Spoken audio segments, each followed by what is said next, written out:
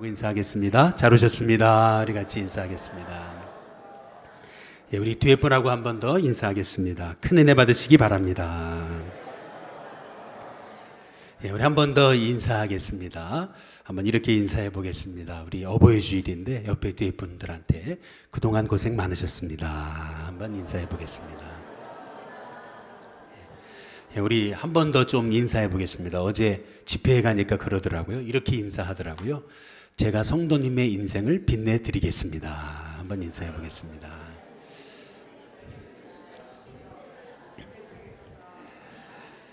예, 오늘은 그 가정의 달이죠. 가정의 달에 가정에 관한 설교를 해야 되는데 저희가 늘 말씀 본문으로 나가고 있기 때문에 오늘은 말씀 본문대로 이사야서의 말씀을 나눕니다. 가정에 관한 설교는 오늘 오후 예배 때 제가 전하도록 하겠습니다. 보통 그 가정의 달 그러면은 저는 생각나는 그 몇 가지 일화가 있는데 그 중에 하나가 뭐냐면 어떤 집에 그 아들이 공부를 지지리도 못했어요. 점수를 수우미양가로 매기던 시절에 아들의 성적이 다 가예요. 그런데 하나만 양입니다.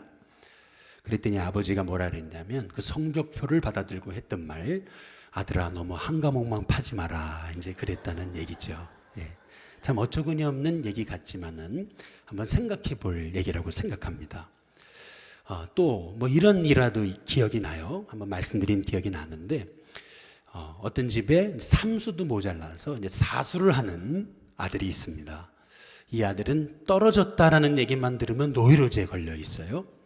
근데 밤늦게까지 공부를 하는데 어머니가 안쓰럽잖아요. 그래서 몰래 이렇게 방문을 슬그머니 열면서 야참을 이제 갖다 주려고 했습니다. 이제 그때 이제 아들이 그 엄마의 모습을 보고 또 깜짝 놀랐죠. 그러면서 볼펜을 딱 떨어뜨렸는데 그 순간 엄마가 했던 말, 아들아 볼펜이 땅에 붙어버렸네, 이제 그랬다는 얘기 있지 않습니까? 뭐 아주 어처구니 없는 얘기인 것 같지만, 말도 안 되는 얘기인 것 같지만 저는 이 얘기가 얘기하는 하나의 메시지가 있다고 생각합니다. 그건 뭐냐면 관점의 중요성이라는 겁니다. 우리는 팩트로 살지 않습니다. 우리는 관점으로 사는 거예요. 팩트보다 중요한 것은 사실은 어떻게 그 팩트를 바라보는 겁니다. 관점이 중요합니다. 관점에 따라서 고난도 축복이 될 수 있는 거고요. 관점에 따라서 내 인생의 어려움도 하나님이 주신 복이 될 수 있는 겁니다. 그래서 하나님의 사람은 무엇을 보는가보다 중요한 것은 어떻게 보는가입니다. 전에 우리 몇 주 전이었습니다. 우리 일신교회에 어떤 성도님 댁을 딱 신방을 했더니 우리 성도님 뭐라 그러시냐면은 목사님 저 죽을 것 같죠? 그러시더라고요. 저 얼마 못 살 것 같아요. 그러시더라고요. 제가 뭐라는 줄 아세요? 120세까지 살 것입니다. 그랬어요. 제가. 그랬더니 이분이 지난 수요일 늘 푸른 학교 우리 나들이에 나오셨더라고요. 할렐루야. 여러분, 사람이 인생을 어떻게 보느냐, 이게 굉장히 중요합니다. 한번 따라해 보시죠. 위기는 기회다. 많이들 얘기하죠. 위기는 기회입니다. 위기 때에 하나님은 하나님의 사람을 일으키세요. 그런데 이 위기가 모든 사람에게 복이 되는 건 아닙니다. 위기가 왔다고 해서 모든 사람에게 기회가 되는 건 아니에요. 어떤 사람에게 위기가 기회가 되는 거냐 하면은, 위기가 왔다고 자꾸 문제만 바라보면은 위기는 기회가 되지 않습니다. 위기가 왔어도 그 위기를 통해서 하나님의 계획을 봐야 됩니다. 그럴 때 그 위기가 기회가 되는 거죠. 오늘 말씀이 사실 그 말씀이거든요. 이사야서 우리 6장 1절에 보시면은 우시야 왕이 뭐 하던 때요? 죽던 해입니다. 아니, 한 나라의 왕이 문둥병에 걸려가지고 비참하게 죽었어요. 별궁에 갇혀가지고. 아니, 한 나라의 왕이 52년간 통치했던 왕이 갑자기 죽었어요. 나라가 위기를 만난 거죠. 우시야 왕이 죽던 해. 그런데 이사야서 6장 1절 다시 보시면은 우시야 왕이 죽던 해에 내가 그 다음 뭐죠? 본즉 이렇게 얘기하잖아요. 아무리 위기 상황이라도 무엇을 보느냐가 우리 인생에 하나님의 영광이 임하느냐 임하지 않느냐라고 하는 것을 결정하는 것이라는 겁니다. 여기 이사야서 6장 1절 그리고 우리 3절과 4절에 보시면은 우시아 왕이 죽던 해에 내가 그 다음 뭐죠? 본즉 뭘 봤어요? 주께서 높이 들린 보좌에 앉으신 모습을 봤어요. 그런데 주님의 그 앉으신 모습이 어떠냐면은 이 옷자락이 성전에 가득했습니다. 옷자락이 가득했다. 과거에 옷자락, 이 옷은요 신분을 상징했습니다. 옷자락이 가득했다는 것은 바로 하나님의 영광이 가득한 것을 얘기하는 겁니다. 그래서 3절에 거기 얘기하죠. 여호와여 그의 영광이 온 땅에 충만하도다. 그래서 4절에 바로 이 화답하는 자의 소리로 말미암아 문지방의 터가 요동하고 성전에 연기가 어떻게 해요? 이 연기가 충만했다는 것은 하나님의 임재를 나타내는 거예요. 그러니까 여기서 중요한 게 있어요. 그게 뭐냐면 우시아 왕이 죽던 해입니다. 위기의 때입니다. 세상이 정말 암울하다고 하는 그때입니다. 근데 그때 우시아 왕이 죽던 해에 내가 뭐죠? 본즉 그랬어요. 뭘 보느냐? 무엇을 보느냐가 아무리 위기의 때라 하더라도 무엇을 보느냐가 여러분의 인생의 미래를 결정합니다. 저는 우리 신교회 성도님들의 삶을 통해서 하나님의 영광이 나타나고 여러분의 생애에 하나님의 영광을 보는 인생이 되기를 주님의 이름으로 축복합니다.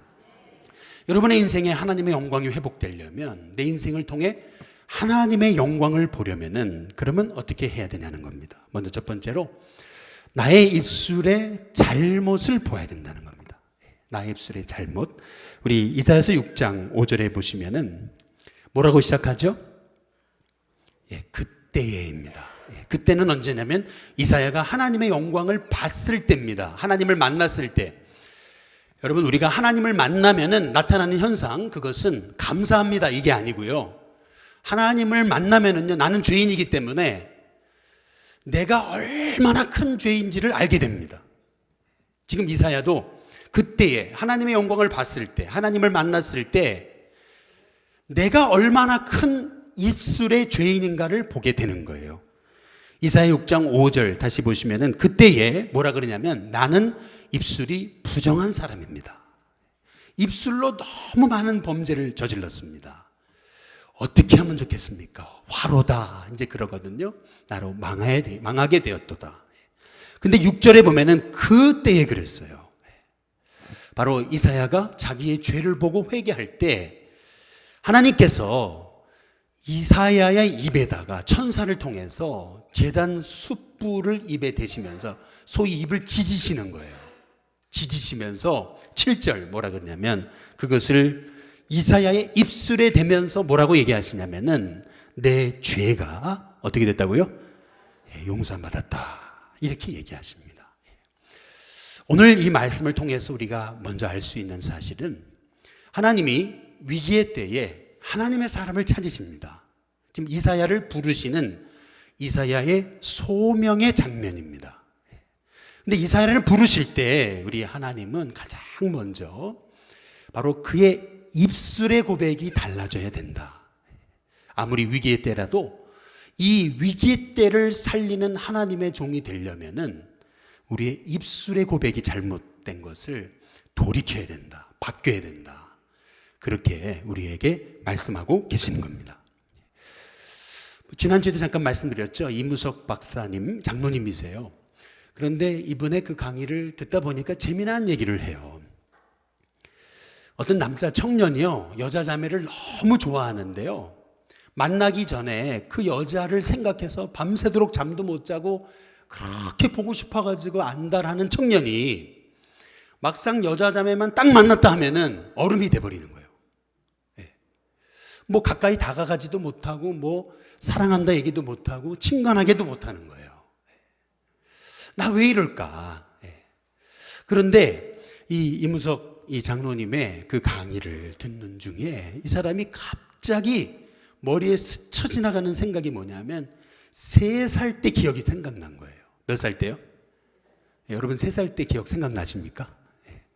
3살 때 기억은 생각이 안 나요. 보통 4, 5살 생각이 나는 거죠. 그런데 자기도 모르는 사이에 그 무의식적으로 자기 생각 안에 박혀있던 그 기억이 되살아난 거예요. 그 기억이 뭐냐면은 어른들이, 가족들이, 사람들이 자기를 보면서 했던 말, 그게 뭐냐면 애가 왜 이렇게 못생겼냐, 애가 왜 이렇게 추하냐, 이 얘기가 못난이다. 이제 이 얘기가 그게 3살적 기억이 생각나더라는 거예요. 아, 내가 그것 때문에 여자만 보면은 얼음이 되고 그렇게 사랑하는 여자친구 앞에서도 내가 어찌할 줄을 몰랐었구나. 근데 그걸 깨달은 거죠. 근데 그러고 나서 얼마 후에 여자친구를 만났는데 여자친구가 그러더래요. 오빠 달라진 거 알아? 이제 그러더래요. 뭐가 달라졌는데 이제 그러니까 이 여자친구가 그러더래요. 내가 지금 팔짱 끼고 있는데 오빠 가만히 있잖아. 이제 그러더라는 거죠.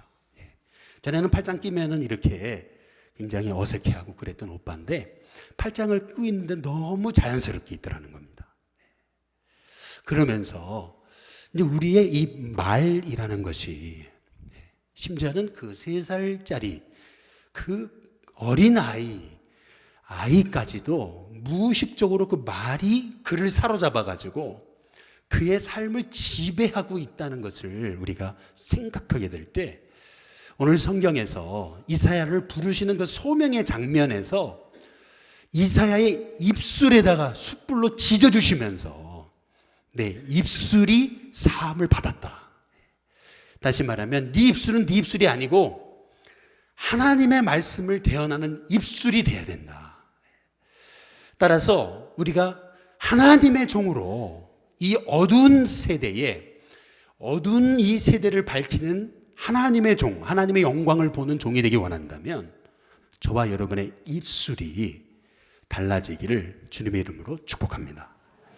저는 말은 씨앗이라고 생각합니다. 근데 이게 성경적인 명제입니다. 성경은 말한 대로 이루어진다고 성경이 분명히 우리에게 말씀하고 계십니다.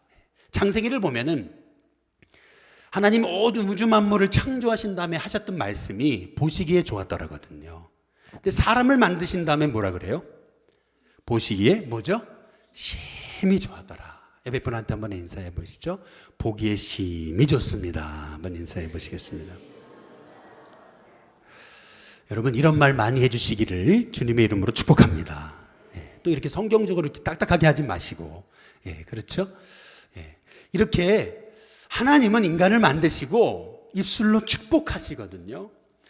그러니까 그 축복을 받고 태어난 가정이 부부가 서로 뭐라 그러냐면은 이는 내 뼈 중에 뼈요 내 살 중에 살이다. 이제 이렇게 얘기하거든요. 이게 여러분 성경에 나오는 최초의 시입니다. 시. 최초의 문학적인 표현. 그게 어디서 나온 거냐면 부부 사이에 나온 그런 고백입니다. 이걸 우리 식으로 이 시대의 언어로 얘기했다면 그대 내 인생의 전부 뭐 이런 식으로 얘기했겠죠. 근데 그 표현이 내 뼈 중에 뼈요 살 중에 살이다 라는 얘기입니다. 제가 왜 이렇게 장황하게 말씀을 드리는 거냐면 인간이 죄를 짓기 전에는 입술로 부정의 언어가 나가지 않았습니다. 입술로 이는 내 뼈 중에 뼈요 살 중에 살이다. 입술로 끊임없이 영혼을 축복하는 말이 나갔습니다. 그런데 인간이 창세기 3장에서 죄를 딱 짓고 나서 인간에게 가장 먼저 바뀐 게 뭔지 아세요? 그게 입술이 바뀐 겁니다. 말이 바뀌었어요. 언어가 더러워졌습니다. 그래서 그때부터 사람들이 했던 말이 뭐냐면은 바로 하나님이 나와 함께 있게 하셔서 나에게 주신 바로 저 여자 때문에 입술이 바뀌었어요. 어떻게 바뀌냐면 이는 내 뼈 중에 뼈요 살 중에 살이다 했던 그 입술이 죄를 짓고 나자 인간의 입술이 원망하고 정죄하고 판단하는 입술로 바뀌었다는 겁니다. 그래서 저와 여러분이 하나님이 기뻐하시는 믿음의 가정을 세우는 비결, 하나님의 설계도대로 하나님의 형상대로 가정을 세우는 비결, 그것은 뭐냐면 여러분의 입술이 바뀌는 겁니다. 말이 바뀌어야 됩니다. 언어가 바뀌어야 돼요. 그래야 저 여러분의 가정에 하나님의 영광을 볼 수 있는 겁니다. 우리 베드로전서 한번 3장 10절에 보시면은 그래서 그러므로 생명을 사랑하고 그다음 뭐죠? 좋은 날 보기를 원하는 자는 좋은 날 보기 원하는 자는 뭐 하는 거예요? 혀를 금해야 된다. 그리고 무슨 말을 그쳐야 돼요? 악한 말을 그쳐야 된다. 그리고 그 입술로 뭘 하지 말아야 돼요? 거짓을 말하지 말라. 진실해져라. 다 입술의 얘기입니다. 생명을 사랑하고 좋은 날 보기 원하면 말이 바뀌어야 됩니다. 입이 바뀌어야 된다. 입술이 하나님이 주신 숯불로 지져져야 된다는 겁니다. 그래서 여러분의 입술을 통해서 하나님의 영광이 드러나기 원한다면은 입술을 통해서 영혼 살리는 축복의 말이 흘러가도록 하시기를 주님의 이름으로 축복합니다. 요새 우리 결혼 교육을 좀 하거든요. 주례를 하게 돼서 그러면 이제 만나 뵙게 되면은 이제 가끔씩 이제 뭐 결혼은 뭐냐, 가정은 뭐냐, 부부 역할은 뭐냐 이런 걸 잘 가르쳐요. 하나하나 가르칩니다. 그런데 저도 모르게 입술에서 툭 튀어나온 말이 있었어요. 그게 뭐냐면은 제가 춘천에 있을 때 한 가정 얘기를 했습니다. 이 남자 쪽 가정은 영락교회 집안이에요. 남자 쪽 집안. 근데 이제 여자 쪽 집안은 불신자 집안이에요. 그러니까 이 며느리가 안 믿는 며느리가 믿는 집안에 며느리로 온 거예요. 그러니까 이 믿는 집의 시어머니가 당연히 그러죠. 너 우리 집안에서 살려면 신앙생활 해야 된다. 그래가지고 이제 주일마다 이제 부모님 계신 곳에 와서 예배를 드린 거예요. 근데 그러다가 이분이 이제 검사였는데 지방으로 발령을 받은 겁니다. 그러니까 얼마나 좋아요. 뭐 서울까지 올 필요가 없잖아요. 지방에 있는데. 그러니까 주일마다 남편 꼬셔가지고 놀러 다닌 거예요. 예배 안 드리고. 얼마나 나 살았다 한 거죠. 교회 가기 싫었는데 말이죠. 이제 그러다가 자식을 낳고 기르는데 이렇게 보니까 내 뜻대로 안 되잖아요. 어머니 생각이 나고 그래서 그래 교회 가야 되겠다. 그래서 다시 이제 교회를 다니는데 이분이 그 교회에 가서 은혜 받은 거예요. 은혜를 받으니까 사람이 달라진 거예요. 아들 하나는 서울대 의대를 나고 의사로 있고요. 하나는 그 세종시의 기획재정부에 있습니다. 그런데 이분이 그 교회의 장로님으로 아주 젊은 나이에 장로님이 돼가지고 얼마나 신실하게 섬기는지 제가 그런 얘기를 쫙 해주면서 그랬어요. 우리 성도님도 그렇게 되실 거라고. 할렐루야. 아주 최고의 며느리가 될 거고 그리고 최고의 엄마가 될 거라고. 믿음 생활 잘해야 된다고. 이제 이렇게 이제 축복하면서 이제 결혼 교육을 했었습니다.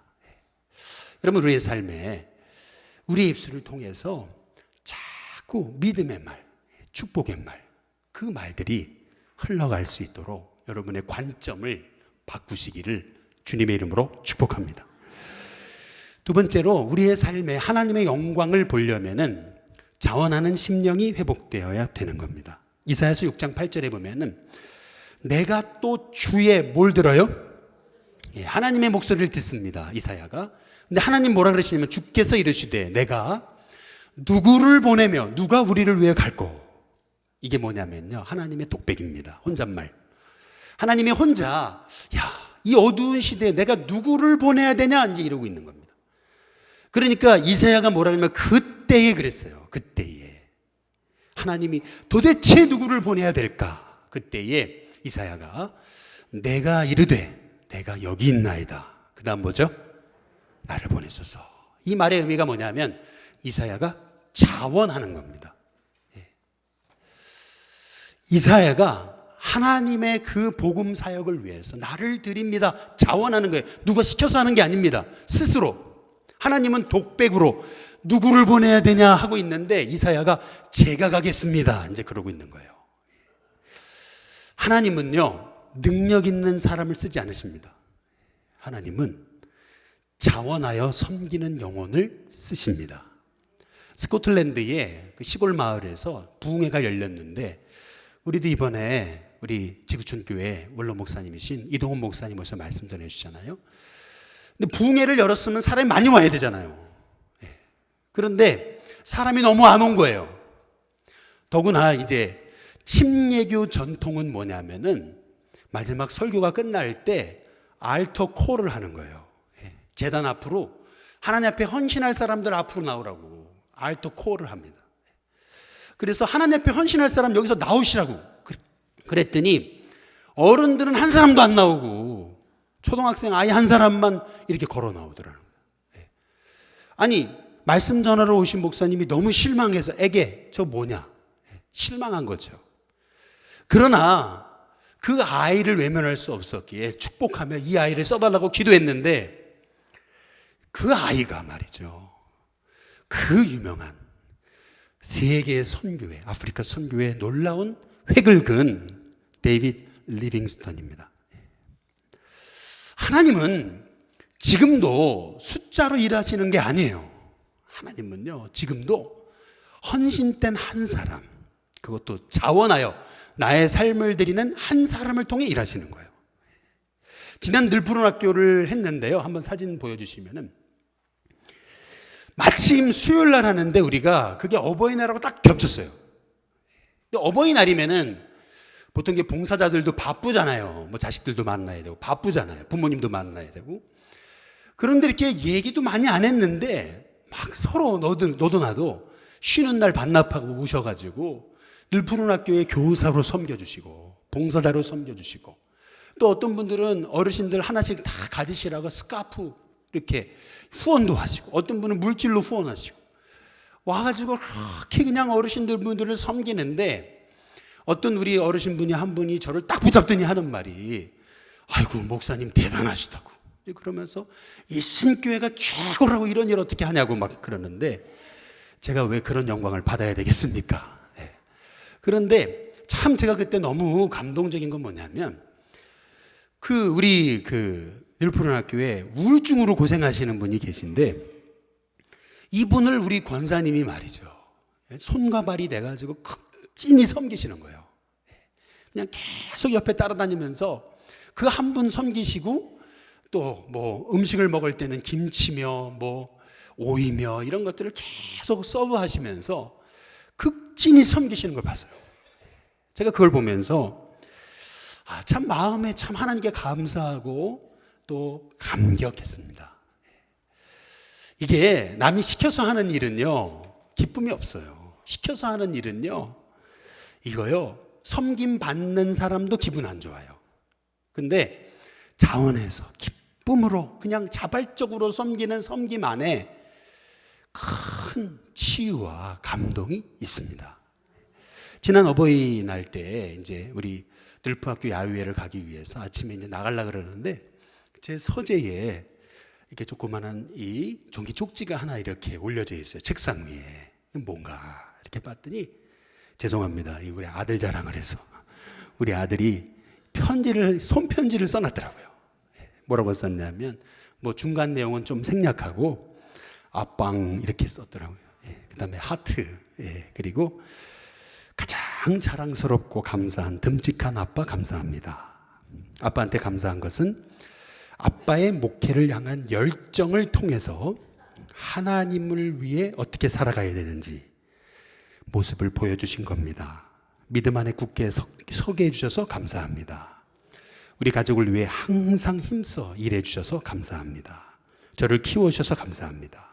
아빠 최고로 감사해요. 사랑해 용 그렇게 해가지고 하트 박수 안 쳐도 되는데 그리고 아빵 아들 뭐 은강이가 요새 애들은 다 이렇게 빵빵 그러는가 봐요. 그렇죠? 죄송합니다. 제가 아들 자랑을 좀 했습니다. 근데 제가 이런 말씀을 드리는 건 뭐냐면 우리도 하나님께 자원하여 섬길 때 하나님이 얼마나 기뻐하실까라고 하는 겁니다. 광야는 고통의 장소거든요. 광야는 고난의 장소입니다. 근데 그 광야에서 모세가 이스라엘 백성에게 하나님을 만나는 장소인 성막을 만든다 그랬어요. 성막을 만들려면은 성막 재료가 필요하잖아요. 뭐 광야에 무슨 어디에 가가지고 성막 재료를 찾아옵니까? 예. 그래서 백성들한테 자원하여 예물을 드려라 그랬거든요. 그랬더니 백성들이 어떻게 하냐면은 출애굽기 35장 21절에 마음이 감동된 모든 자와 그 다음 뭐죠? 자원하는 모든 자가 와서 회막을 짓기 위해서 예물을 가져다가 여호와께 드렸다 그랬습니다. 출애굽기 35장 22절에 곧 마음에 원하는 남녀가 와서 팔찌, 귀고리, 가락지, 목걸이 각종 예물을 여호와께 드렸다 그랬습니다. 출애굽기 36장 3절에 그런데 백성이 아침마다 그다음 뭐죠? 자원하는 예물을 어떻게 가져왔어요? 예, 연하여 가져왔다. 예, 무슨 말이냐면 너무 많이 가져왔다는 겁니다. 너무 많이. 그래서 출애굽기 36장 5절에서 6절에 보니까 그렇게 얘기하는 거예요. 아니 백성이 너무 많이 가져옵니다. 그러니까 6절에 모세가 뭐라 그런지 아세요? 명령을 내립니다. 뭐라 그래요? 다시 이제 만들지 마라. 그래서 가져오길 그쳤다. 그럽니다. 무슨 말이냐면 우리식으로 말하면은 이제 헌금 좀 그만해라 이 얘기입니다. 너무 많이 가져오니까 이제 좀 그만들 가져와라. 이제 그 얘기거든요. 저는 이 말씀을 보면서 부흥이 뭐냐? 부흥이란 부흥의 때에 하나님은 자원하는 심령을 일으키십니다. 부흥의 증거 그것은 뭐냐면 곳곳에서 전도든 기도든 봉사든 섬김이든 곳곳에서 자원하는 심령들이 계속 일어난다는 거예요. 여러분 그게 진정한 부흥입니다. 저는 우리 일신교회 성도님들께 너무 감사한 것은 목요전도 금요전도 저도 나가지만은 이게 쉬운 게 아니거든요. 이 목요전도 하는 그 지점은요 뭐 먼지 바람이 모래바람이 그렇게 날리는데요. 또 조금만 겨울만 가까워도 칼바람이 부는 데입니다. 근데 그곳에서 그렇게 열심히 전도하는 교인들 또 금요전도 할 때는 이게 우리 여기 회원동에 엘리베이터 있는 아파트들은 못 들어가요. 엘리베이터 없는 데는 다 들어갈 수 있습니다. 예. 그러다 보니까 다 걸어서 올라가고 걸어서 내려가고 해야 돼요. 예. 그러다 보니까 이제 걸어 올라가다 보면은 헉헉대거든요. 어떨 때 뭐 컨디션 좋을 때 괜찮은데 조금만 안 좋으면은 막 그 한 계단 한 계단 올라가는 게 그렇게 힘들어요. 여러분 여기 제품 공장 가보신 분들은 아시겠지만 비로거든요. 막 올라가야 되거든요. 그런데 그런 그 제품 공장 아파트들을 올라다니시면서도 기쁨으로 자원해서 한 주도 안 빠지고 나와서 복음 전하는 귀한 성도님들을 볼 때 속으로 하나님 저분에게 복을 달라고 이 목회자가 기도를 안 할 수가 없는 거예요. 네. 전에 춘천에서 이런 경우를 봤어요. 30대 우리 가장인데 집사님이에요. 우울증에 걸렸습니다. 남자도 우울증에 걸리니까요. 무섭더라고요. 이 젊은 사람이 애들이 조그만한 애들인데 그런데 애들도 있는데 이 젊은 남자가요. 저한테 신방을 갔더니 그러는 거예요. 목사님 저기 베란다 보이시죠? 예. 저거요. 제가 지난주 중에 몇 번이고 뛰쳐나가려고 그랬습니다. 제가 저 베란다 밖으로 뛰어내리려고 제가 얼마나 고민을 많이 했는지 모릅니다. 어떻게 하면 좋냐.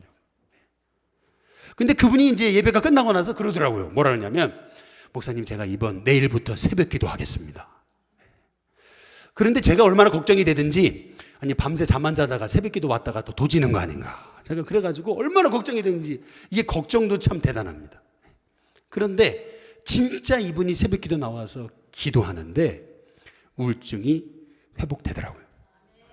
저는 그거 보면서 그래 뭐든 자원하여 해야 된다. 자원하여. 뭐든 기쁨으로 하는 거예요. 자원하여 하면 그러면 그 삶에 하나님이 생각지 못한 하나님의 은혜와 축복과 능력을 주시는 겁니다. 저는 우리 일신교회 성도님들에게 이런 하나님의 복이 흘러넘치기를 주님의 이름으로 축복합니다. 마지막 세 번째로 우리의 삶에 하나님의 영광을 보려면은 하나님의 계획을 알고 그 계획을 굳게 붙잡아야 됩니다. 이사야서 6장 13절에 보시면은 같이 한번 읽어보시죠. 함께 있습니다. 같이 있습니다. 시작. 그 중에 10분의 1이 아직 남아있을지라도 이것도 황폐할 것이나 밤나무와 상수리 나무가 배임을 당하여도 그 구루터기는 남아있는 것 같이, 그 다음 뭐죠? 거룩한 씨가 이 땅에 구루터기니라. 여러분, 구루터기가 뭐냐면은 나무를 딱 잘라가지고 밑둥만 남은 게 구루터기입니다. 이 세대가 나무가 잘려지는 것처럼 그렇게 어두운 시대가 될 것이지만, 그러나 이 어두운 시대를 살리는 하나님의 방법, 그게 뭐냐면 나무가 딱 잘려도 밑둥만 남아있는 그 구루터기, 아무런 쓸모짝에도 없는 것 같은 그 구루터기, 그 구루터기를 일으키셔서 이 땅을 변화시킬 것이라고 하는 하나님의 약속입니다. 어제 저녁 늦게까지 우리 예수마을교회에서 우리 중구용산지방, 우리 중고등학생 또 청년들 그 웨슬리 찬양 집회가 있었습니다. 실은 제가 중구용산지방에 교육부 총무를 있으면서 우리 교회학교 교장 장로님이 자꾸 일을 벌리셔가지고 마음이 불편했습니다. 근데 어제 제가 또 교육부 총무니까 안 갈 수 없고 그래서 가서 다 가운데 앉아서 이제 예배를 드리고자 앉아 있는데, 제가 마음의 회개를 많이 했습니다. 그게 뭐냐면은 아이들이 이제 한 사람 꾸역꾸역 오더래요. 처음에는 몇 명 안 앉아 있는데 한 사람 꾸역꾸역 앉아 있는데 이제 꽉 차더라고요.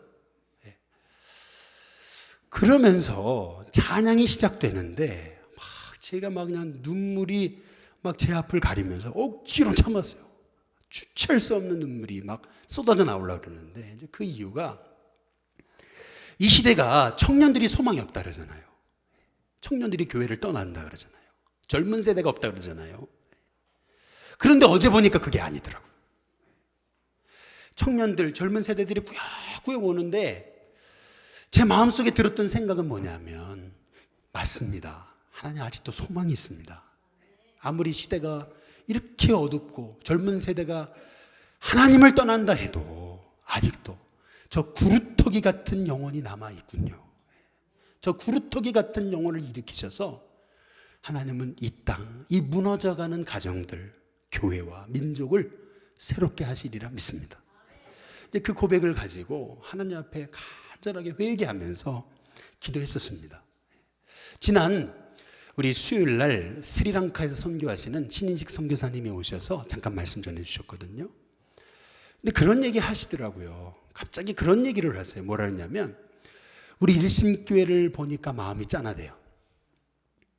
왜 그런가 얘기를 하는데 뭐라 했냐면, 스리랑카라고 하는 곳은 가기도 가깝지 않고 거리도 가깝지 않고, 그리고 또 수십 년간 선교했지만은 지금 선교 퍼센티지가 1.4, 1.6밖에 안 된대요. 뭐 다른 선교지, 뭐 캄보디아나 뭐 이런 데는 엄청난 부흥의 역사를 볼 수 있지만은 이 스리랑카는 부흥의 열매, 그 놀라운 열매를 볼 수 없는 곳이라는 거예요.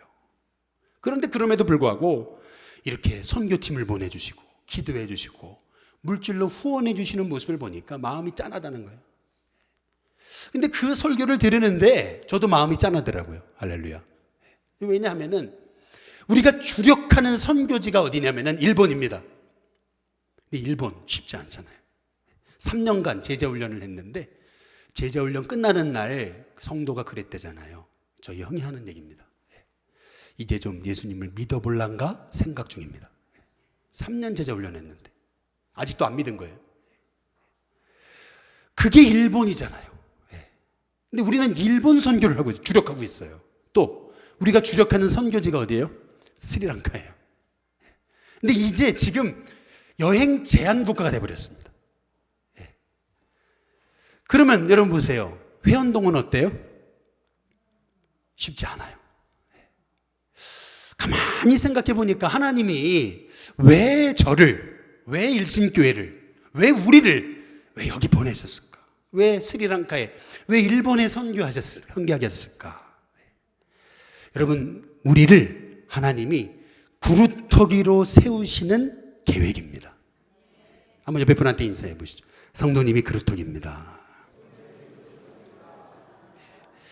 여러분, 우리를 나무가 딱 잘려줘도 밑둥이 남아있는 구루터기를 통해 하나님이 거룩한 씨로 이 땅을 변화시키겠다고 하신 것처럼 저와 여러분을 이 땅에 구루터기로 세우셔서 이 땅을 바꾸시겠다고 하나님이 저와 여러분을 부르셨다라는 사실을 믿을 때 저와 여러분을 통해서 여러분이 들어가는 자리마다 하나님의 살아계신 하나님의 영광이 드러나게 될 줄로 믿습니다.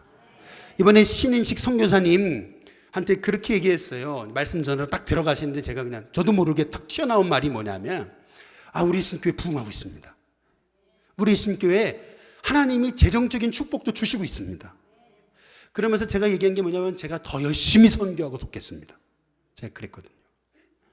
그랬더니 이분이 하시는 말씀이 자기가 여기 중구용산지방 여기 옆에 상동교회 출신인데 이 중구용산지방에서 최근에 이렇게 교회가 부흥한다는 얘기를 들어본 적이 없대요. 너무 감사하대요. 목사님 너무 고맙다는 거예요. 저도 기도하겠습니다. 제가 지난 월요일 날 밤늦게 우리 친구한테 문자 하나를 받았습니다. 친구 목사인데 문자가 왔는데 제가 너무 놀랐어요. 뭐라고 문자가 왔냐면 동규야 미안하다. 우리 교회가 얼마 전에 신천지의 공격을 받아가지고 교회가 쑥대밭이 됐다. 그러니까 너무 지금 어려워. 좀 도와주면 안 되겠냐. 친구한테 밤늦게 이런 문자 보내 미안하다. 이 문자가 온 거예요. 제가 그 문자를 받고 밤새 잠을 못 잤습니다. 참 마음이 아프더라고요. 아니 친한 친구인데 그냥 전화 한 통하면 될 것을 밤늦게까지 이렇게 문자 보내고 이렇게 미안하다 그러고 그럴까. 그래서 밤새 기도하고 새벽에 나가서 기도하다가 하나님께서 주신 마음은 우리들 푸른학교 하거든요. 제가 종강 설교를 하기로 돼 있는데 우리 친구를 불러서 설교를 시키고 다른 얘기 하지 말고 교회 얘기하지 말고 오로지 복음만 예수님만 전하게 부탁하고 그리고 구제비에서 도와서 우리 그 교회를 도와야 되겠다. 장로님께 말씀드리니까 그렇게 하시자고. 그래서 저는 그런 생각을 좀 해봤습니다. 아니 지금 교회들마다 어렵다 그러고 교회들마다 힘들다고 아우성인데 하나님은 왜 우리 일신교회를 축복하실까? 저는 그래요. 우리로 하여금 구루터기가 되라고 하시는 말씀인 줄로 믿습니다. 나무가 잘려요. 그래서 밑둥밖에 안 남았어요. 보잘것 없잖아요. 그러나 그 보잘것없는 구루터기를 통해서 하나님은 하나님의 일을 이루시겠다는 거예요. 저는 너무 감사한 게 우리 일신교회가 72년 역사잖아요. 우리 일신교회 그동안 지켜오신 성도님들께 감사해요. 힘들고 어려운 일도 있었겠고 고난도 있었겠지만 끝까지 교회를 지키며 남은 자가 돼서 하나님의 렘넌트가 돼서 이 땅의 그루터기가 돼서 하나님의 나라를 기다리는 하나님의 종들이 있기에 당장 대단한 변화는 없어요. 당장 대단한 역사는 없어요. 폭발적으로 사람들이 불어 몰려오지는 않아요. 그러나 우리가 그루터기가 돼서 죽어가는 영혼들이 거기에 앉아서 쉴 수 있도록 우리가 작은 거룩한 시의 역할을 감당할 때 하나님은 저와 여러분을 통해서 이 시대 여기 회원동 여러분의 가정 여러분의 만남 일터 이 시대 이 민족을 살리는 하나님의 종으로 쓰임받게 하시리라 믿습니다. 저와 여러분이 그루터기입니다. 이 그루터기의 사명을 감당할 수 있게 되기를 주님의 이름으로 축복합니다. 기도하겠습니다. 좋으신 하나님 감사를 드립니다.